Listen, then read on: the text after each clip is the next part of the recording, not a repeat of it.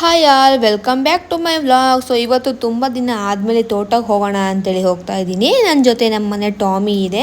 ಅದಕ್ಕಂತೂ ಸಖತ್ ಇಷ್ಟ ಹೊರಗೆ ತೋಟಕ್ಕೆ ಹೋಗೋದು ಅಂದರೆ. ನಮ್ಮ ಸೈಡ್ ಮಳೆ ಸಖತ್ ಬರ್ತಾ ಇದೆ. ತೋಟದಲ್ಲಿ ಕಾಲಿಡೋದಕ್ಕೂ ಆಗ್ತಾ ಇರಲಿಲ್ಲ, ಫುಲ್ ಜಾರ್ತಿತ್ತು. ಅಡಿಕೆ ಕೊನೆ ಎಲ್ಲ ಹಣ್ಣಾಗಿ ಉದುರ್ತಾ ಇದೆ. ಕೊನೆ ತಗ್ಸ್ಬೇಕು, ಆದರೆ ಮಳೆ ಬೇರೆ, ಮಳೆ ಕಡಿಮೆ ಆಗಿಲ್ಲ ಅಂದರೆ ತಗ್ಸೋದಕ್ಕೆ ಆಗಲ್ಲ.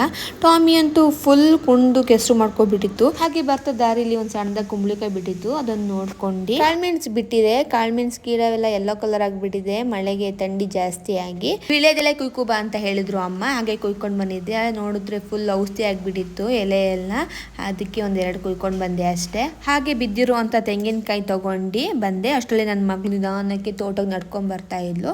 ಅವಳನ್ನು ಹಾಗೆ ಕರ್ಕೊಂಡು ಮನೆಗೆ ಬಂದೆ. ಸ್ಲಿಪ್ಪರ್ ಎಲ್ಲ ಫುಲ್ ಕೆಸರು ಆಗಿಬಿಟ್ಟಿತ್ತು ಅಂತ ತೊಳಿತಾ ಇದ್ದೆ. ನನ್ನ ಮಗಳು ಅವಳು ಸ್ಲಿಪ್ಪರ್ ತಂದು ಕೊಟ್ಲು. ಅಮ್ಮ ನಂದು ಕೆಸರು ಆಗಿದೆ ತೊಳ್ಕೊಡು ಅಂತ ಹೇಳಿ. Thanks for watching.